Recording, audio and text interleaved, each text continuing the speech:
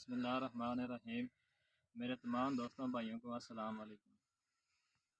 अज असी भाई जवेद दे फार्म ते आए हैं। मसलन इन्होंने थोड़ी जी मिर्च लगाई है पहली दफ़ा।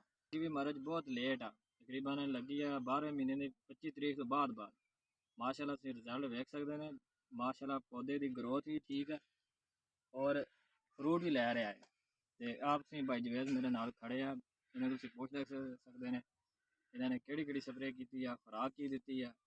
पनीरी माशाल्लाह तैयार करना बहुत मुश्किल आता। इन्होंने पहली दफ़ा खुद पनीरी तैयार की है। तो इन्होंने को पुछते हैं पनीरी के बारे में कोई मसला मसाइल पेश तो नहीं आया, कोई नुकसान होया हो।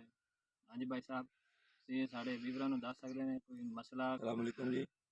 नहीं सर, भाई हाफिज़ होरें ने जड़ा मशवरा दिता है, असीं उस ते अमल कीता है और माशाअल्लाह साडी फसल बेहतरीन है। इन्हां दा जितना मशवरा सानूं मिलिया है, वो साडे फायदा साबित होया। ते तुम सारे भाइयों नूं रिक्वेस्ट है भाई, भाई होरां दे जेह्ड़ा मशवरा दिंदे ने, वो बिल्कुल बेहतरीन है। ते इस ते अमल करो, अल्लाह पाक सिला देने आला है।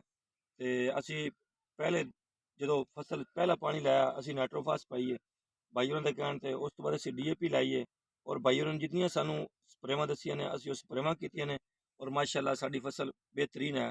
अल्लाह नाल उम्मीद है भी रिजल्ट अच्छा है। ते सारे भाइयों नूं ये गुजारिश है कि भाई होरां दा चैनल जेह्ड़ा सबसक्राइब करन।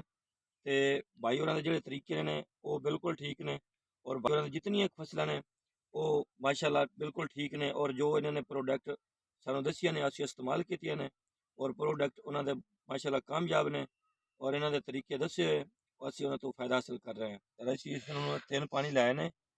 पहले पानी ते असीं नाइट्रोफास पाईए, दूसरे पानी ते असीं इसनूं नाइट्रोफास ते DAP पाईए, DAP दे नाल हुमिक एसिड पाया, कैल्शियम पाया ते माशाअल्लाह उन्हां दा रिजल्ट बहुत बेहतर है।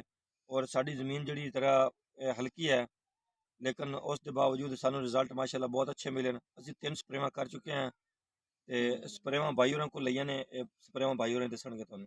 स्प्रे इन्होंने तुहानूं दस्सिया सी, इन्होंने फाइटर कराया तेले का, दूसरा सामी चिंग कराया जी, दो एक स्प्रे थ्रिप्स जूं का कराया सी, ऑक्सीड नाम का ग्रीन लैंड का हैगा, उन्होंने क्लोरोफिन पायर जहर हैगा। आप खेत फसल वेख सकते हैं तुम चंगी तरह, जमीन ही तुहानूं भाई विखाणगे चंगी तरह थल्ले किदां दी है।